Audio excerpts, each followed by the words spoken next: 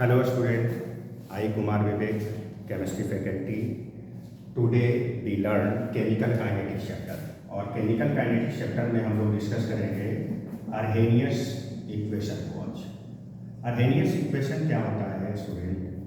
K is equal to A E to the power minus E A upon R T. अब यहाँ पे सारे simple representation को हम लोग देखते हैं तो ये क्या है, वेयर के आपका है रेट कांस्टेंट, ए है आपका प्री एक्सपोनेंशियल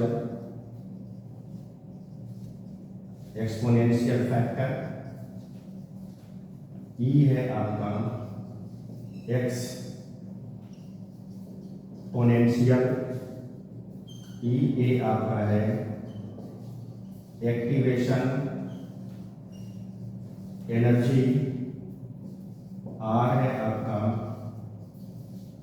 गैस कांस्टेंट और गैस कांस्टेंट का वैल्यू 8.314 जूल पर केल्विन पर मोल होता है।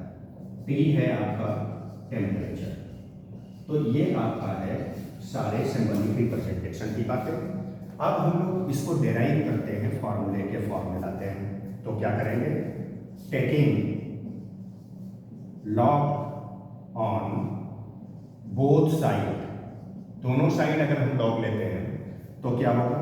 ln k is equal to ln a e to the power minus E A upon R T होगा। अगर हम लोग इसको एक्सटेंड करते हैं तो ln k is equal to ln a plus ln e to the power minus E A upon R T हो जाएगा, ये होगा। अब इसके बाद ln k is equal to ln a plus और ये क्या हो जाएगा? Minus E A upon R T और ये होगा ln e। ln e का वैल्यू 1 होता है। रीजन क्या है कि ln का बेस e होता है और e और e दोनों अगर इक्वल हो जाए बेस और पावर तो इसका वैल्यू 1 के बराबर होता है। तो यहाँ क्या हो जाएगा? ln k is equal to ln a minus E A upon R T होगा। ये एक, इससे भी आपके कई न्यूमेरिकल क्वेश्चन मिलेंगे इस फॉर्मूले पे बेस्ड। अब इसके बाद देखिए आप क्या है,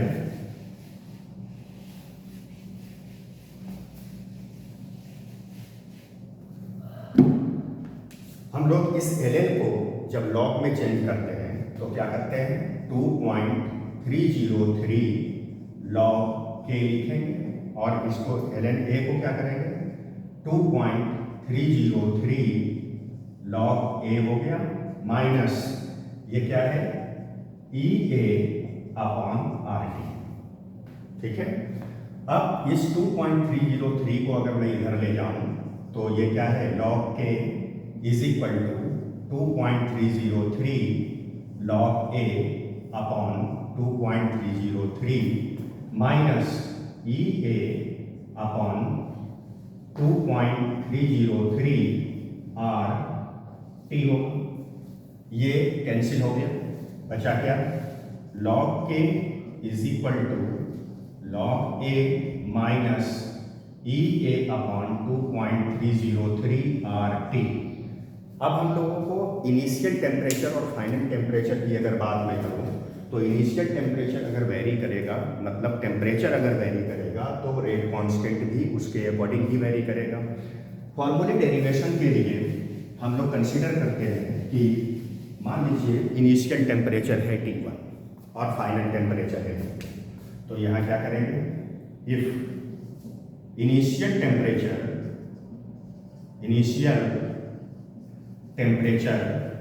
T1 and final temperature T2, then rate constant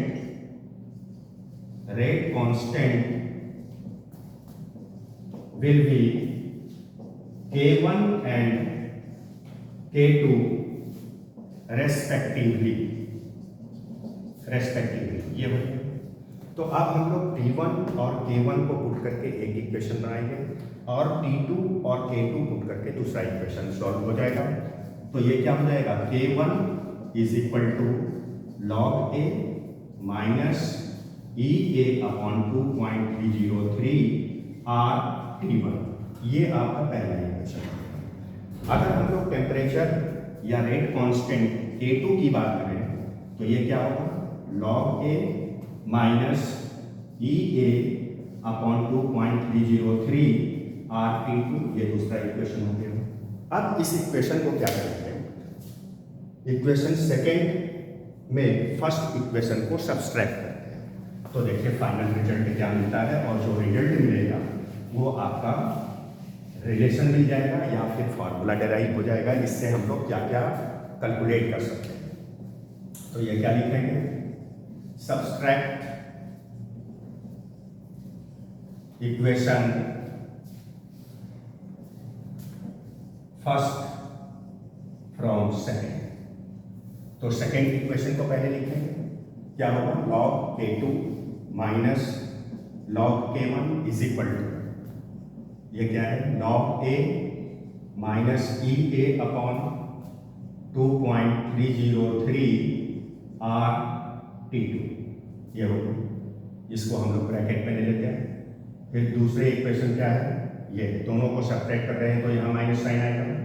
अब ये क्या है, log A minus E A upon 2.303 R T1, ये होगा। अब इसको सॉल्व करते हैं। बस अब सिंपल कर दिया क्या कि हम लोग लॉग के फॉर्मूले से log K2 minus log K1 को क्या लिख सकते हैं, लिख सकते हैं log K2 upon log K1। और इसको सॉल्व करें तो पहले ब्रैकेट को हम लोग से इसको बाहर करते हैं, ई ए 2.303 आर T2 और ये minus log A plus E A 2.303 R T1, ये और ये कैंसिल हो गया।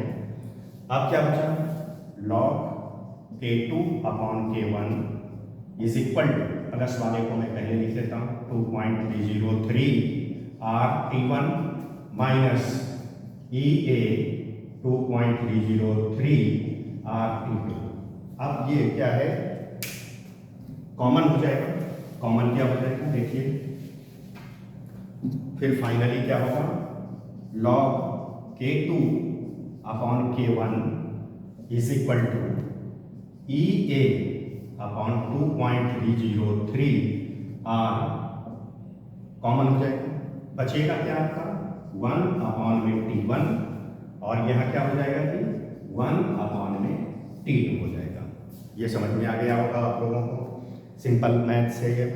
नेक्स्ट इसके बाद क्या करेंगे, log K2 upon K1 is equal to E A 2.303 R, और ये क्या हो जाएगा, T2 माइनस T1 अपॉन में T1 इंटू T2। ये आपका फॉर्मूला डेराइव हो गया। इस फॉर्मूले से हम लोग क्या क्या फाइंड आउट कर सकते हैं, हम लोग कर सकते हैं कि इनिशियल रेट कांस्टेंट निकाल सकते हैं, मीन्स K1 का वैल्यू।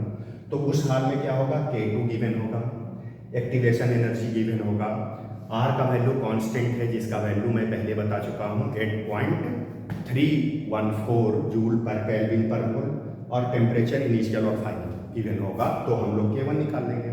इस टाइप से K2 अगर निकालने को दिया जाएगा आपको तो ये सारा वैल्यू गिवन होगा। एक्टिवेशन एनर्जी निकालने को दिया जाएगा अगर, तो K1 K2 T1 T2 का वैल्यू गिवन होगा। और इस तरीके से हम लोग इतने सारे क्वेश्चन इस पे सॉल्व कर सकते हैं, इस बेसिक डेरिवेशन, इस फाइनल फॉर्मूले में। तो इसको आप समझ गए होंगे, आई होप, और बहुत अच्छा लगा होगा। Thank you.